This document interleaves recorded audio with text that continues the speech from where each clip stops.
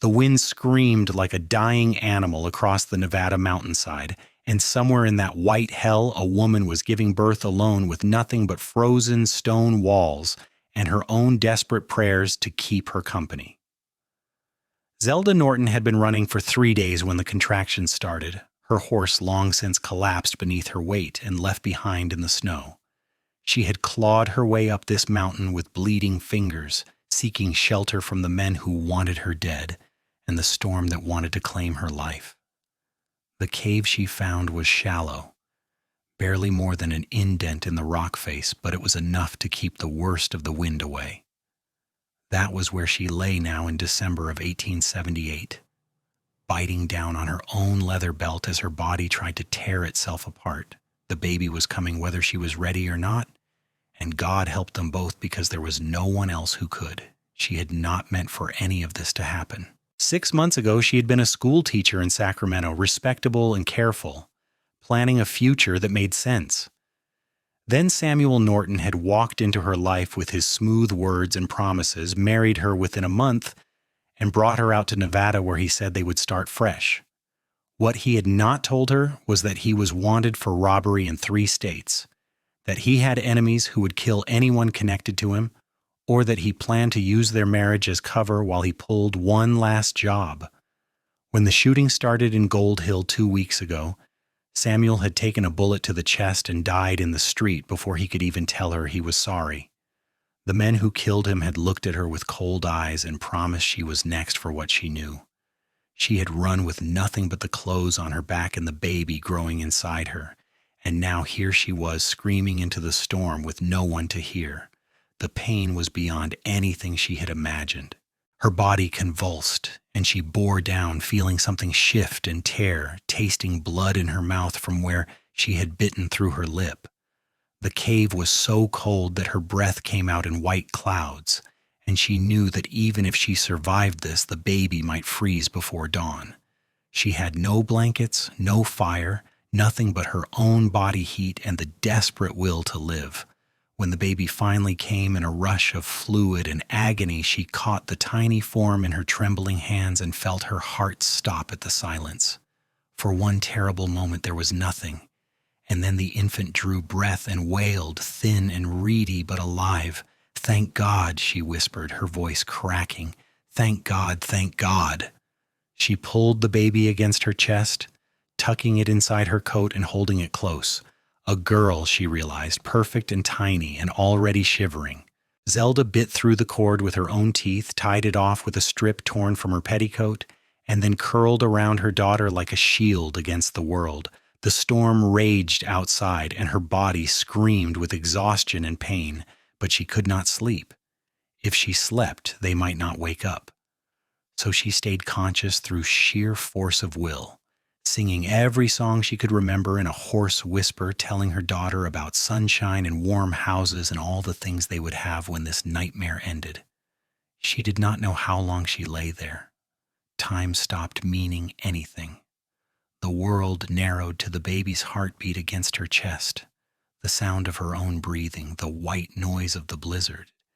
She drifted in and out of awareness, never quite fainting, but never quite present either. When she heard the sound of a horse outside the cave, she thought she was hallucinating. When she heard a man's voice calling out, she was certain death had come for her at last. "Hello? Anyone in there?" The voice was deep, rough from the cold, and entirely real. Zelda tried to answer, but her throat would not work. She managed a weak sound, barely more than a groan, and then there was a figure blocking the cave entrance, broad-shouldered and covered in snow. Xavier Cross had been riding the mountain trail when the storm caught him, heading back to his ranch from a supply run in Gold Hill.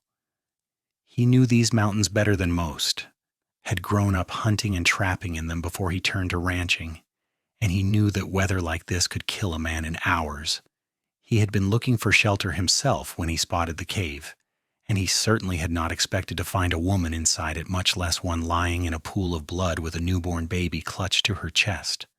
"Jesus Christ," he breathed, dropping to his knees beside her. "Madam, can you hear me?" Zelda's eyes focused on him with difficulty. He was young, maybe 25, with dark hair plastered to his forehead and ice in his beard. His eyes were a startling blue-green, wide with shock and concern. She tried to speak, managed only to tighten her grip on the baby. "It is okay," he said quickly. "I am going to help you, both of you. Can you move?" She shook her head. Even that small motion made the world spin. Xavier cursed under his breath and started stripping off his coat, wrapping it around her and the baby in quick, efficient movements. He had been raised by his mother and 3 sisters before they all died of cholera. He knew enough about childbirth to recognize that this woman needed warmth and shelter immediately or she would not last the night. "My horse is just outside," he told her. "I am going to carry you. This is going to hurt, but we have no choice. Hold on to that baby and hold on to me, understand?" Zelda nodded. When he lifted her, she bit back a scream, stars exploding behind her eyes. He was strong, though, carrying her as though she weighed nothing, shouldering his way out into the storm. The wind hit them like a physical blow, and she felt him stagger, but he kept moving. His horse was a big bay gelding, standing with its head down against the weather. Xavier managed to get into the saddle with her cradled against him, the baby sandwiched between them, and then they were moving. The ride down the mountain was a blur of pain and cold. Zelda faded in and out, aware only of the man's arms around her, steady and sure, and his voice in her ear telling her to stay awake. She tried, God, she tried, but the darkness kept pulling at her, and eventually she could not fight it anymore. When she woke, she was warm. That was the first thing she registered, the impossible luxury of heat. The second was that she was lying in a real bed with real blankets, and somewhere nearby a fire was crackling. She opened her eyes slowly, taking in the rough wood walls, the simple furniture, the window showing darkness outside. A ranch house. She was in someone's ranch house. "Easy now," said the same deep voice, and Xavier appeared beside the bed, a cup of water in his hand. "Do not try to sit up yet. You lost a lot of blood." "My baby?" Zelda croaked, panic surging through her. "Right here, she is fine." He gestured to a basket near the fire lined with blankets, and Zelda saw her daughter sleeping peacefully inside it. The relief was so intense it brought tears to her eyes. Xavier helped her drink, his hand steady on the back of her head, and she realized she was wearing a clean nightgown and someone had washed the blood from her skin. "I did not," he said quickly, seeing her expression. "Mrs. Chen from the neighboring ranch came over when I sent word. She cleaned you up and tended to you. You have been sleeping for almost a full day." Zelda nodded slowly, processing this. "Where am I?"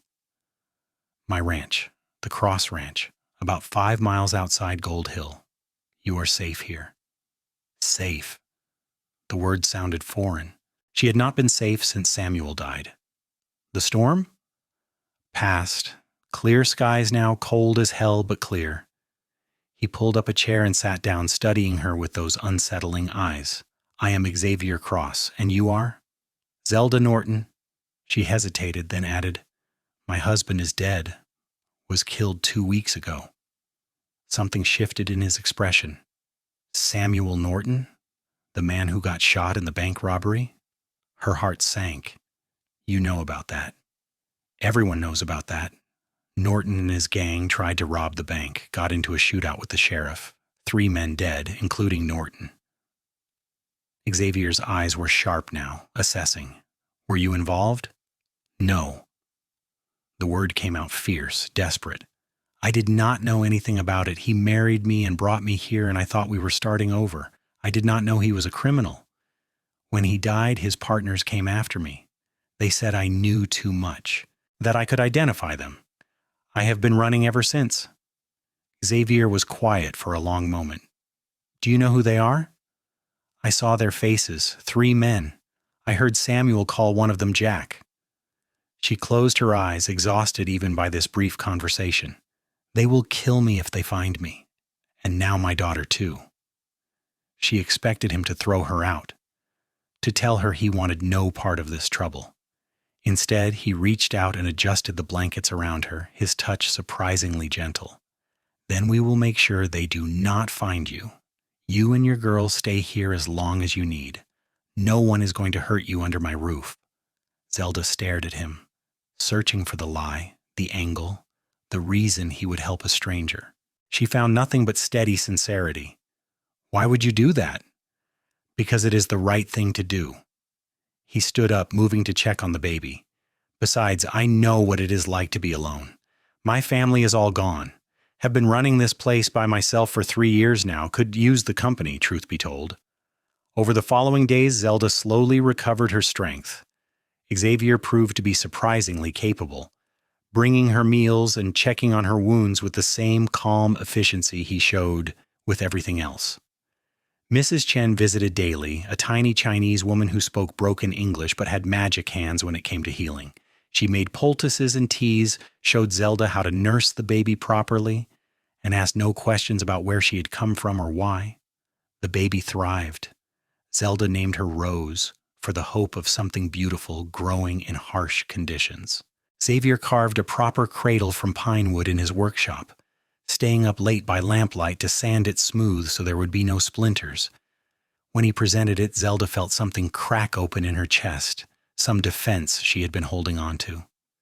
"You did not have to do that," she said softly. "I wanted to." He set the cradle beside her bed, rocking it gently to test the motion. Every baby deserves something made with care. She watched him, this stranger who had saved her life, and asked nothing in return, and wondered what kind of man did such things. Xavier Cross was not handsome in the conventional sense, his features too rough and weathered for that, but there was something compelling about him. The way he moved with quiet confidence, the way his hands were always busy with work, the way he spoke to her as though she were a person worth listening to rather than a problem to be solved. By the second week, Zelda was strong enough to move around the house. The ranch was small but well kept, a main house with 2 bedrooms, a barn for the horses and cattle, and outbuildings for storage and work. Xavier ran cattle mostly, with a few horses he bred and trained on the side. He did all the work himself, rising before dawn and often not stopping until after dark. Zelda found herself helping where she could, cooking meals and mending clothes, grateful to have something to occupy her hands and mind. They fell into a routine. Xavier would come in for breakfast, smelling of hay and leather, and they would eat together in comfortable silence. He would ask how Rose slept, whether Zelda needed anything from town, small questions that made her feel seen. Then he would head out for the day's work, and Zelda would tend to the house and the baby, sometimes watching him through the window as he worked with the horses in the corral. He was patient with them, she noticed, never rough or cruel, talking to them in a low voice as he worked. One evening she found him sitting by the fire whittling something from a piece of wood. Rose was asleep in her cradle, and the house was quiet except for the pop and hiss of burning logs. Zelda sat down across from him, nursing a cup of tea. "What are you making?" she asked. He held up the piece, half finished. "A rattle. Figured Rose might like something to play with soon." Her throat tightened. "You are too kind to us." "Not kind, just doing what anyone would do. Most people would not have stopped in that storm, would not have brought us home, would not have let us stay." She set down her tea, folding her hands in her lap. "Why did you really do it, Xavier?" He was quiet for a while, the knife moving in steady strokes across the wood. "My mother died when I was 15. Cholera outbreak. Took her and my 3 sisters in the span of a week. I was out on a cattle drive when it happened. By the time I got home, they were already buried." His voice was flat, emotionless, but she could hear the pain underneath. "I used to wonder what would have happened if someone had been there, if someone had stopped to help instead of staying away out of fear. Maybe they would have lived, maybe not. But they would not have died alone." Zelda felt tears prick her eyes. "I am sorry. It was a long time ago." He looked up at her then, and there was something raw in his expression. "When I found you in that cave, I thought you were already gone, and then I heard the baby cry, and I saw you holding her, And I thought about my mother and how hard she fought to keep us alive. I could not just leave you there, would not have been able to live with myself. She understood then. This was not charity. This was penance, or maybe hope, or maybe just the desperate human need to save someone when you could not save the people you loved. She reached across the space between them and touched his hand, just briefly, and felt him still at the contact. You saved our lives, she said quietly. Whatever your reasons, you saved us. Thank you.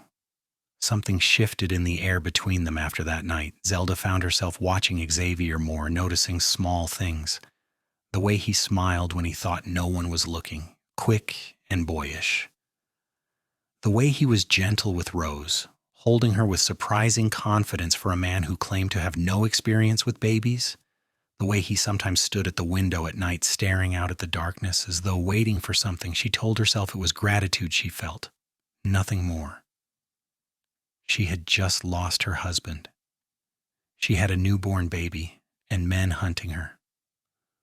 Romance was the last thing she needed. But the heart did not always listen to logic, and as January turned into February, Zelda had to admit that what she felt for Xavier Cross was far more than simple gratitude. He had started teaching her to ride, taking her out on one of his gentler horses while Mrs. Chen watched Rose. The Nevada landscape in winter was harsh and beautiful, all white snow and dark pines and distant mountains. Xavier rode beside her, pointing out landmarks and trails, telling her stories about the land. He had grown up here, he explained. His father, a trapper, who had taught him the mountains before dying in a fall when Xavier was 12. After that, it had been just him and his mother and sisters scraping by until he was old enough to work cattle. Do you ever think about leaving? Zelda asked one afternoon as they paused on a ridge overlooking the valley. Going somewhere easier? Every day, he admitted. But this is home. My family is buried here. Feels wrong to leave them behind. She understood that too. The weight of memory, the way the dead could anchor you to a place. Do you think people can start over, really start over? He looked at her then, and there was something searching in his gaze. I think people can try. Whether they succeed depends on whether they can forgive themselves for what came before. And if what came before was not their fault, then forgiveness should come easier. But it usually does not. He nudged his horse closer, his knee almost touching hers. You did not do anything wrong, Zelda. You know that, right? Samuel Norton lied to you, used you. His choices and his death are not on you. She wanted to believe that. God, she wanted to. But guilt was a stubborn thing, and she carried so much of it. Guilt for not seeing what Samuel was, guilt for bringing a baby into this mess, guilt for the way her heart beat faster when Xavier was near, as though she had no right to feel anything for another man so soon. In early March, trouble found them. Trouble found. Zelda was hanging laundry in the yard, Rose strapped to her chest in a sling, when she saw 3 riders approaching from the direction of Gold Hill. Her blood turned to ice. She recognized the lead rider immediately, a big man with a scar across his jaw. Jack, one of Samuel's partners. The men who wanted her dead. She did not stop to think. She grabbed the laundry basket and ran for the house, slamming the door behind her and dropping the bar across it. Xavier was in the barn, too far to reach. She grabbed the rifle from above the fireplace, checked that it was loaded, and moved to the window. The riders stopped in the yard. Jack dismounted slowly, his hand on his gun. Mrs. Norton, he called out, we know you are in there. Come on out. We just want to talk. Zelda said nothing, her heart hammering so hard she thought it might break her ribs. Rose started to fuss, sensing her fear, and she bounced her gently while keeping the rifle trained on the window. You are making this harder than it needs to be, Jack continued. We do not want to hurt you. We just need to make sure you are not going to talk to the law about what Samuel was involved in. You come out, we have a conversation, everybody walks away happy. She still said nothing. From the corner of her eye, she saw Xavier emerge from the barn, taking in the scene. He moved with careful precision, angling toward the house so he could come up behind the riders. He had his own rifle in hand, held low but ready. "Last chance, Mrs. Norton," Jack said, and there was a hardness in his voice now. "Come out or we come in." "That would be a mistake," Xavier said loudly, and all three men spun toward him. He had the rifle up now, aimed steady at Jack's chest. "This is private property. You are trespassing. I suggest you mount up and ride out." Jack's eyes narrowed. "This is not your business, friend. That woman is wanted for questioning about a robbery. We have every right to bring her in." "Funny, I do not see any badges on you. Far as I can tell, you are just three men with guns making threats." Xavier took a step closer. "The lady is under my protection. You want her, you go through me." For a long moment, nobody moved. Zelda could see the calculation in Jack's eyes, weighing the odds. 3 against 1 should have been easy, but Xavier had the drop on them, and he did not look like a man who would hesitate to shoot. Finally, Jack spat in the dirt and remounted his horse. "This is not over," he said. "We will be back. And next time, we will bring the law." "You do that," Xavier said calmly. "I am sure the sheriff would be real interested to hear about how you have been harassing a widow woman and her baby." Jack glared at him, but said nothing else, wheeling his horse around and spurring it into a gallop. His companions followed. They watched until the riders disappeared over the hill, and only then did Xavier lower his rifle and turn toward the house. Zelda met him at the door, trembling all over. He took the rifle from her hands gently and set it aside, then pulled her into his arms, careful of the baby between them. She let herself lean into him, breathing in the scent of hay and leather and safety. "They will come back," she whispered. "They will not give up." "I know." He held her tighter. "But we have time to figure this out. Time to go to the sheriff, get your statement on record. You are a witness to their threats. That counts for something." "What if it is not enough?" "Then I will make sure it is enough." He pulled back to look at her, his hands on her shoulders. "I am not going to let anything happen to you, Zelda. I swear it." She believed him. More than that, she realized with a sudden clarity that she loved him. It was too fast, too complicated, too everything, but it was true. She loved Xavier Cross with a fierceness that terrified her, loved him for his kindness and his strength and the way he had given her a reason to stop running. They rode into Gold Hill the next morning, leaving Rose with Mrs. Chen. The sheriff was a weathered man named Thompson who listened to Zelda's story with a skeptical expression that gradually turned to concern. Xavier sat beside her, his presence a solid comfort, occasionally adding details about the previous day's confrontation. "I can file a report," Thompson said finally, "but unless they actually do something, my hands are tied. Best I can do is keep an eye out and warn them off if they show up in town again." "And if they come back to my ranch?" Xavier asked quietly. Thompson met his eyes. "Then you have the right to defend your property. Make sure you are well armed and keep witnesses when possible." He looked at Zelda. "Madam, I am sorry for your situation. Your husband got himself into bad business, but that is not on you. I will do what I can to protect you, but you need to be careful. These men are dangerous." They left the sheriff's office feeling only marginally better. At least now there was an official record, something that might matter if things went worse. Xavier bought extra ammunition at the general store, and they headed back to the ranch in silence, both lost in thought. That night, after Rose was asleep, Zelda found Xavier on the porch, staring out at the darkness. She wrapped a shawl around her shoulders and joined him, standing close enough to feel his warmth. "I should leave," she said quietly. "Take Rose and go somewhere far away. You have done so much for us already. I cannot ask you to risk your life too." "You are not asking, I am choosing." He turned to look at her, and there was something fierce in his expression.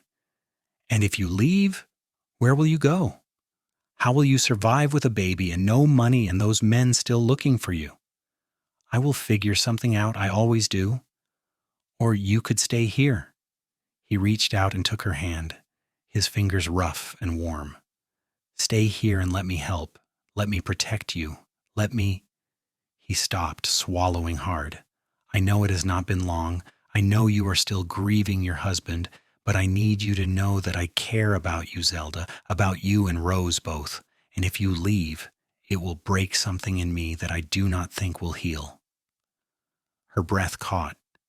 "Xavier, you do not have to say anything. I just needed you to know." He started to pull his hand back, but she held on, threading her fingers through his. "I care about you too," she whispered. "More than I should. More than makes sense. But my husband has been dead less than 3 months, and I have a baby and men trying to kill me, and I do not know if what I feel is real or just desperation." "Then we wait." His thumb traced circles on the back of her hand, a gesture so tender it made her chest ache. "We wait until you know for sure. I am not going anywhere." They stood like that for a long time, hands clasped, looking out at the Nevada night. And Zelda thought that maybe, just maybe, she had found something worth fighting for. The next few weeks were tense. Xavier hired 2 ranch hands from town, young men named Billy and Tom who were good with guns and loyal. They took turns keeping watch at night, making sure no one approached the ranch unannounced. Zelda learned to shoot properly, Xavier teaching her how to sight down the rifle and squeeze the trigger smoothly. She practiced every day while Rose napped, until she could hit a target at 50 yards reliably. But the men did not come back. Days turned into weeks, and there was no sign of Jack or his companions. Sheriff Thompson sent word that they had left Gold Hill, last seen heading toward Virginia City.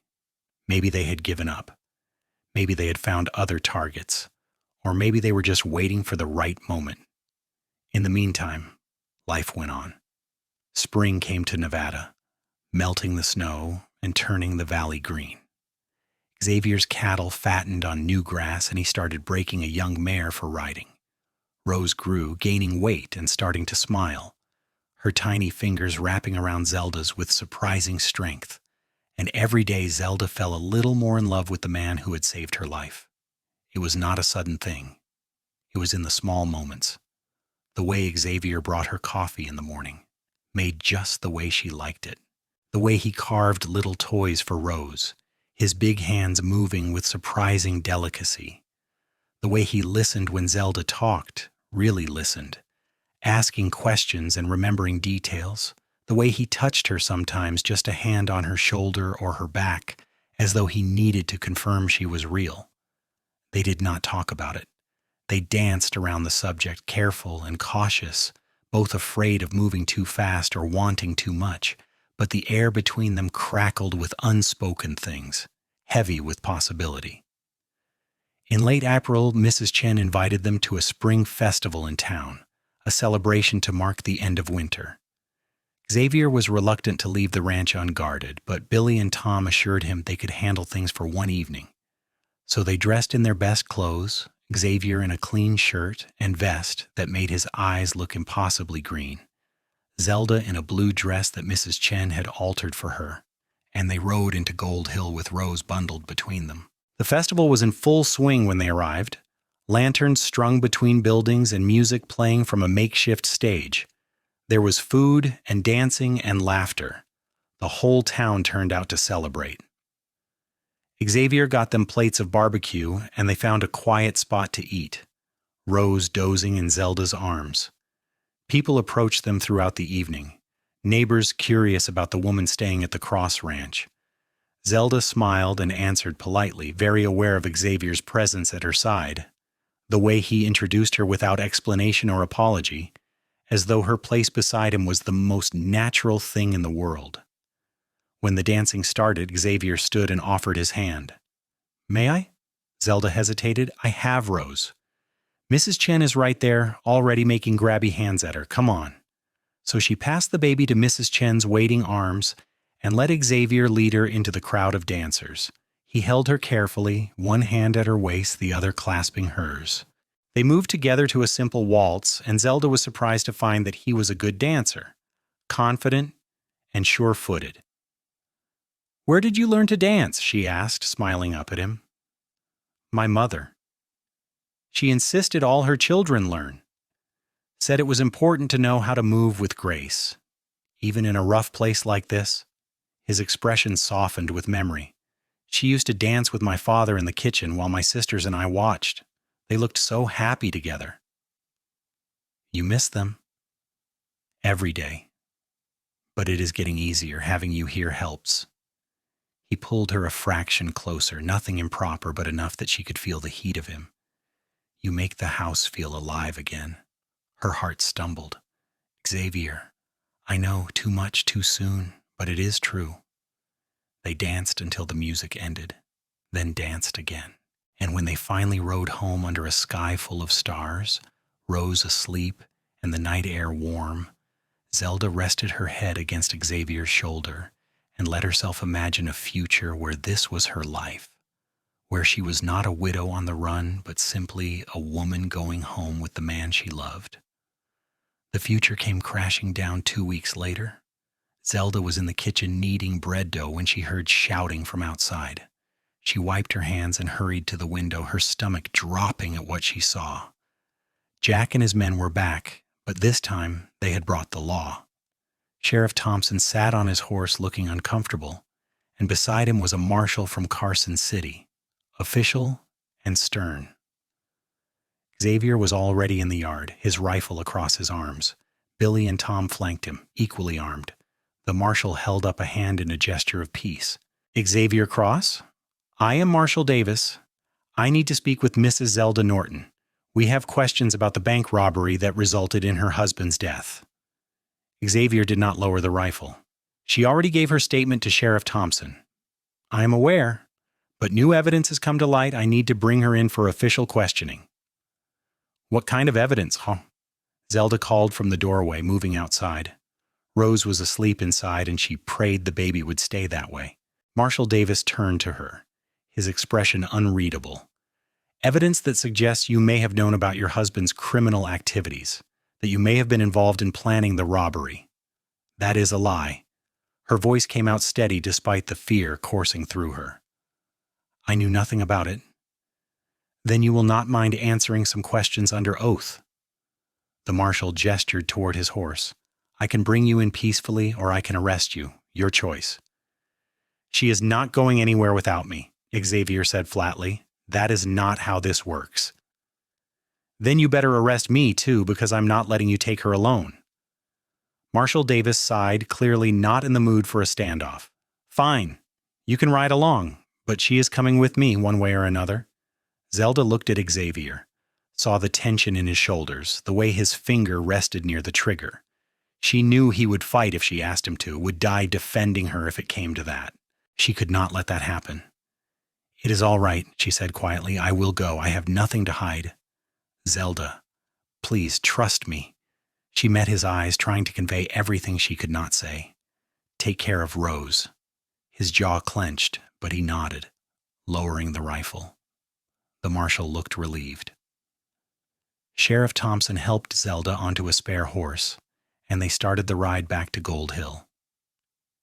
Xavier stood in the yard watching them go, and she could feel his gaze on her back like a brand. The questioning took hours.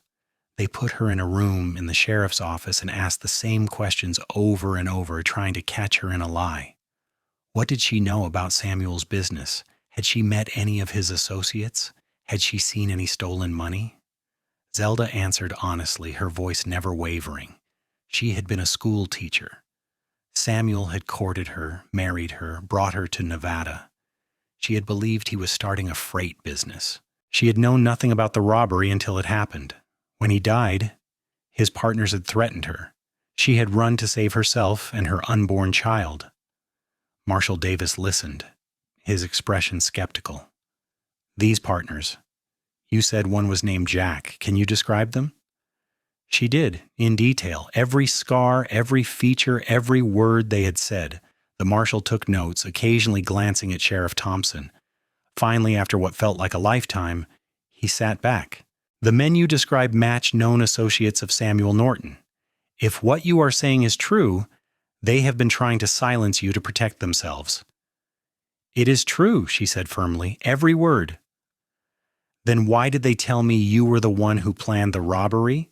That you convinced your husband to do it and kept the money after he died? Zelda felt the blood drain from her face. They are lying. They are lying to save themselves. Maybe. Or maybe you are lying to save yourself. The marshal stood.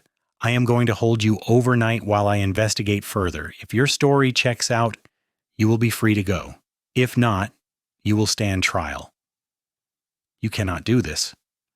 I have a baby who is being cared for, from what I understand. One night, Mrs. Norton, then we will see. They put her in a cell in the back of the office. It was small and cold, with a single barred window showing the darkening sky. Zelda sat on the thin cot and put her head in her hands, fighting back tears. This was it. This was how it ended. Not with a bullet in the dark, but with false accusations and a noose. And Rose would grow up thinking her mother was a criminal, her father a thief, and she would never know that Zelda had tried so hard to give her something better. She did not know how long she sat there.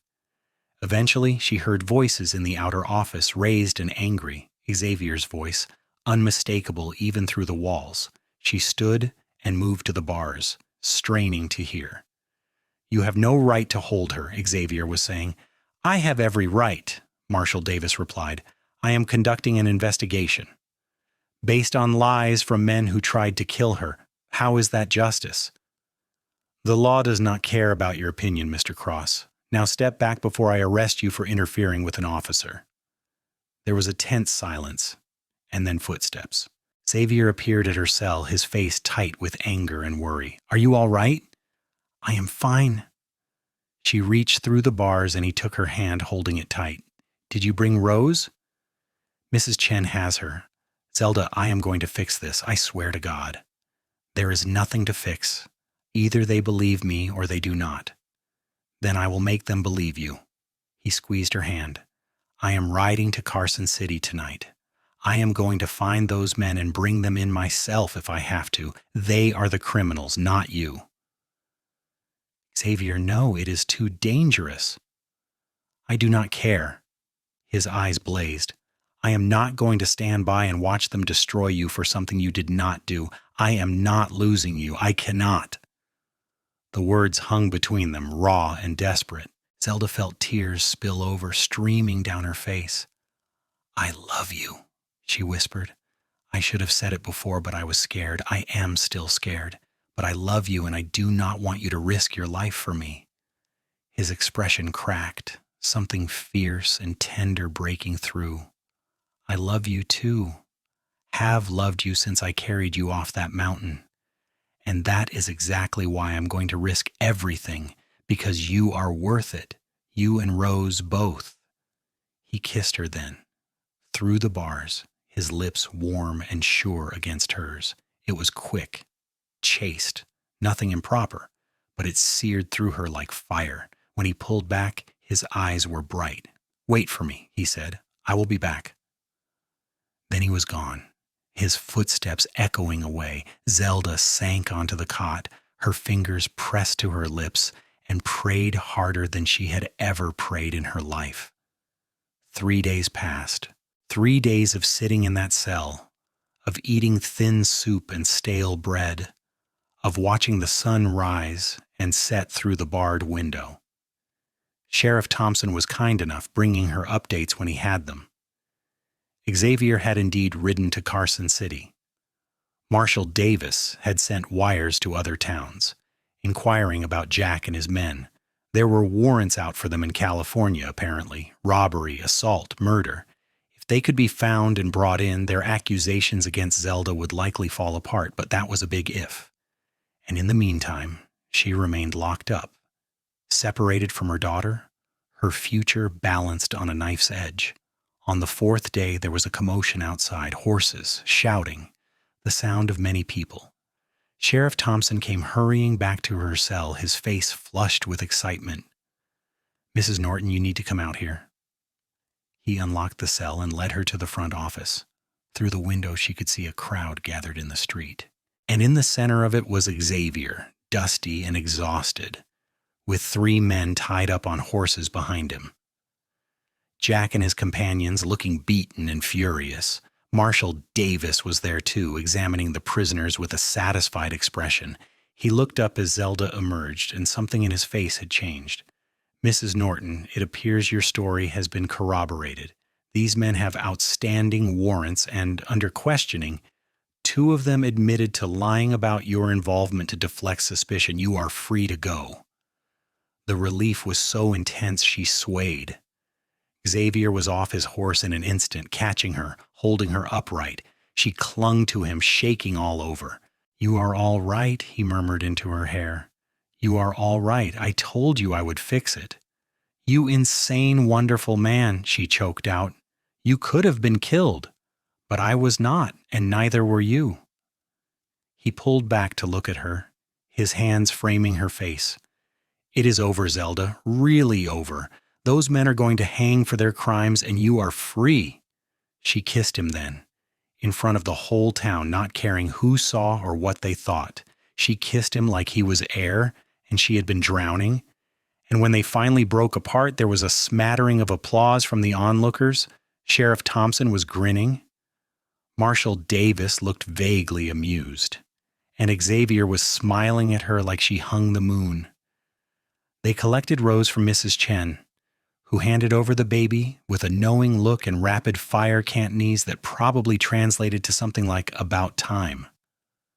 The ride back to the ranch was slow and easy, the three of them together, safe. Zelda held Rose and leaned against Xavier, feeling the tension of the past months finally start to drain away. That night, after Rose was asleep, they sat on the porch together like they had so many times before. But this time was different. This time, there were no secrets between them, no uncertainty about what they felt. "Marry me," Xavier said quietly. Zelda looked at him, her heart full. "That is not very romantic." He laughed, a surprise sound. "You want romantic? All right." He slid off his chair and knelt in front of her, taking her hands. "Zelda Norton, you are the strongest, bravest woman I have ever known. You survived things that would have broken most people. You brought a baby into this world in a snowstorm, and you fought to protect her with everything you had. When I found you in that cave, I thought I was saving you. But the truth is, you saved me. You gave me a reason to care about something other than just surviving. You made me remember what it feels like to hope.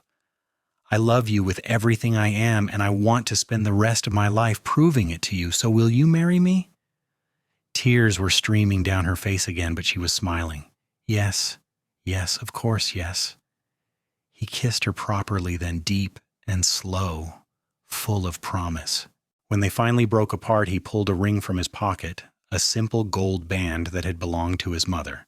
He slipped it onto her finger, and it fit perfectly, as though it had always been meant for her.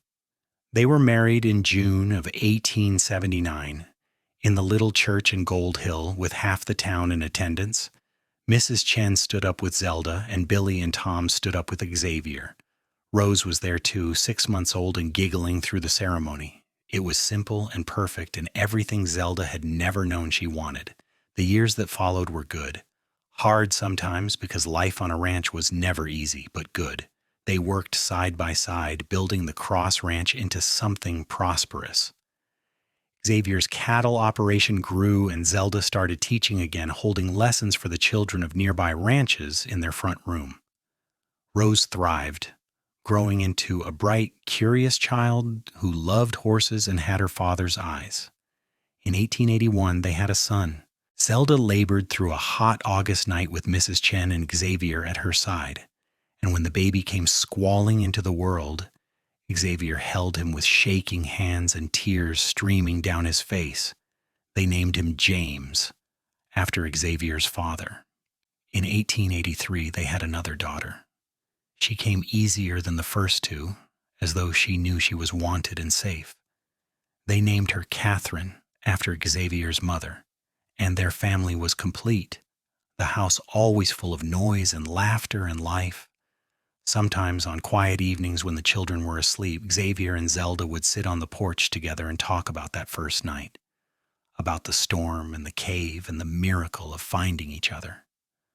Zelda would look at her husband, weathered by sun and work, but still strong, still kind, still looking at her like she was something precious. And she would think about how close she had come to losing everything, how death had been waiting for her in that frozen cave, and instead she had found life, love, home. "Do you ever regret it?" she asked him once, "taking us in like you did? We brought you nothing but trouble at first." Xavier pulled her close, his arm around her shoulders. "Not for a single second. You gave me everything that matters. I would ride through 1,000 storms to find you again." Rose grew up to be a teacher like her mother, marrying a young rancher from Virginia City when she was 20. James took over the Cross Ranch when Xavier and Zelda grew too old to manage it themselves, working the land his father had loved. Catherine became a nurse, traveling to San Francisco and writing long letters home about the big city and all its wonders. Xavier and Zelda grew old together on the ranch, their hair going gray, their bodies slowing down, but their love never fading. They sat on the porch every evening, watching the sun set over the Nevada mountains, holding hands like they had that first time when neither of them was sure if what they felt was real. It was real. It had always been real. And on a winter night in 1912, when Xavier passed away peacefully in his sleep with Zelda beside him, she held his hand and whispered thank you for stopping in the storm, for finding her in the darkness, for loving her when she had nothing left to give.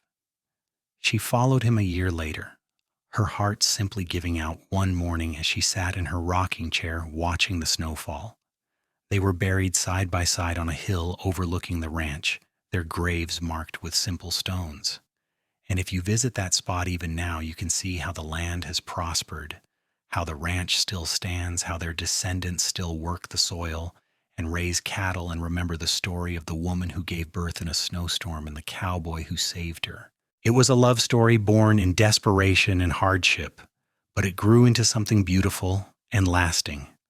Proof that even in the harshest places, hope can survive. That even when everything seems lost, sometimes a stranger will appear out of the storm and change your life forever. And that love, real love, is worth fighting for, worth surviving for, worth building a life around. The Cross Ranch still stands, a testament to two people who found each other when they needed it most, and who built something lasting from the ashes of tragedy. Their story lives on in the memories of their children and grandchildren, in the house that still shelters families from the cold, in the land that still provides. And sometimes on winter nights when the snow falls heavy and the wind howls, people say you can feel them there, Xavier and Zelda, together still, watching over the place they made into a home. A place where a woman running for her life found safety, where a man lost in grief found purpose, where a baby born in darkness found a future full of light. It was never an easy life. The West was hard and unforgiving, and they faced their share of troubles over the years. Droughts and hard winters, cattle diseases and economic downturns, the simple struggle of making a living from unforgiving land. But they faced it all together, and that made all the difference. Xavier never stopped being amazed that this woman had chosen him, that she had stayed when she could have left, that she had built a life with him out of choice rather than necessity. And Zelda never stopped being grateful for the man who had seen her at her lowest and decided she was worth saving, worth loving, worth spending a lifetime beside. Their children grew up hearing the story, of course, how Papa had found Mom and baby Rose in a cave during the worst blizzard anyone could remember, how he had brought them home and kept them safe, how they had fallen in love slowly, carefully, building trust and affection day by day until it became something unshakable. It was a story that shaped them all, teaching them about courage and kindness, about the importance of helping others, about how love could bloom even in the harshest circumstances. Rose especially loved hearing about the night she was born, though she could never remember it herself. She would sit at her mother's feet and ask for the details again and again. What did the cave look like? Was it very cold? Were you scared? And Zelda would tell her truthfully that yes, she had been terrified, but that she had also been determined. Determined that her daughter would live, would survive, would have a chance at a good life. And look what had happened.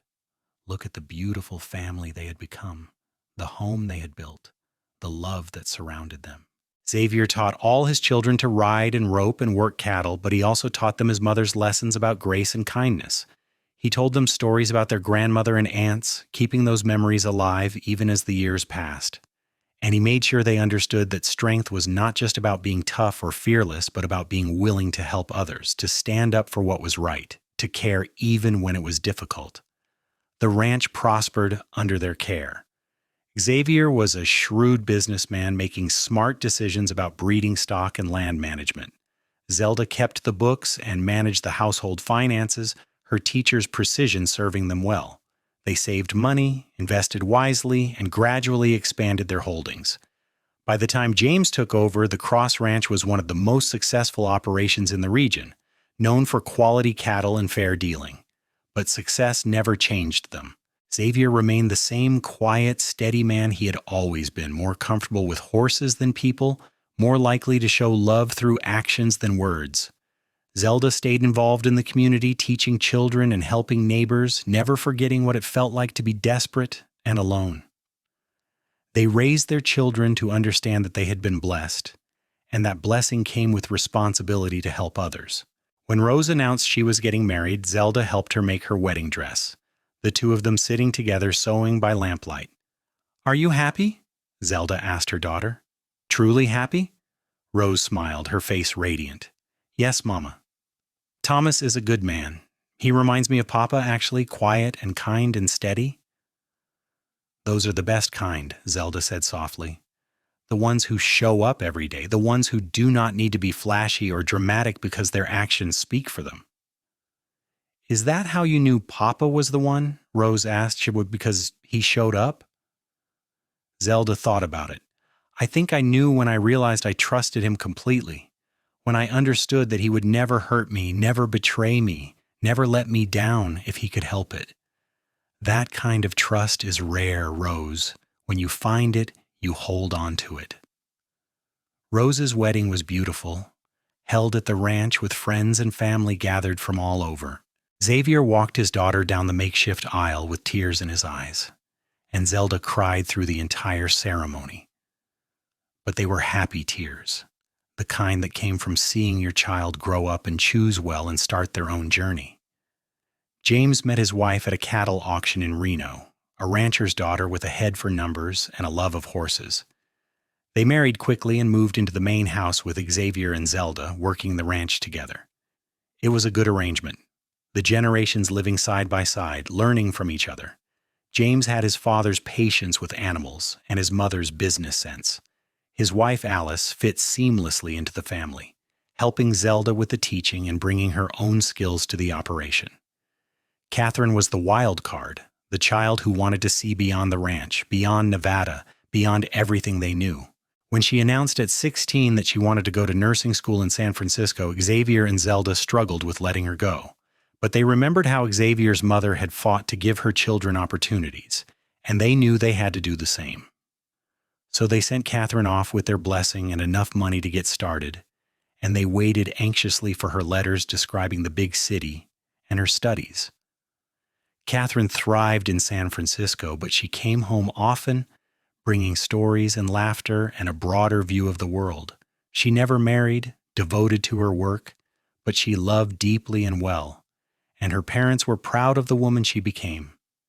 She was there at the end, both ends, when first Xavier and then Zelda passed.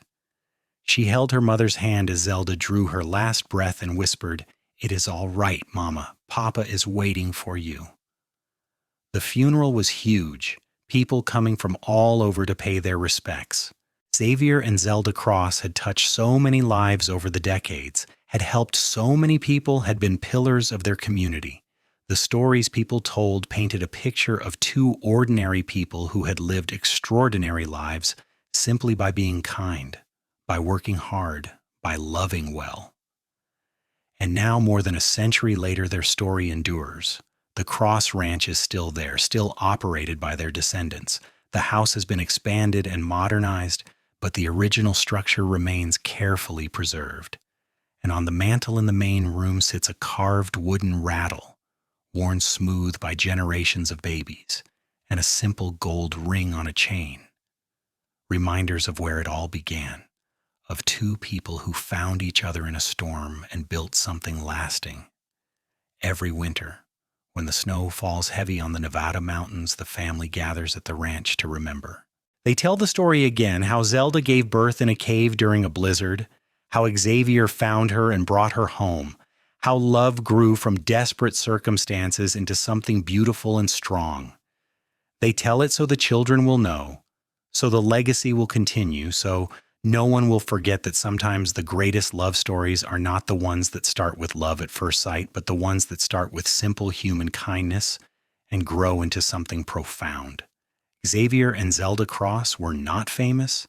They never did anything that made the history books, but they lived well and loved deeply and left behind children and grandchildren and great-grandchildren who carry their values forward. They proved that heroism is not always about grand gestures or dramatic rescues, though Xavier certainly provided that on that first night. More often, heroism is about showing up day after day, doing the work, caring for the people who depend on you, building something that lasts. Their graves on the hill overlook a valley that is still beautiful, still harsh, still full of possibility.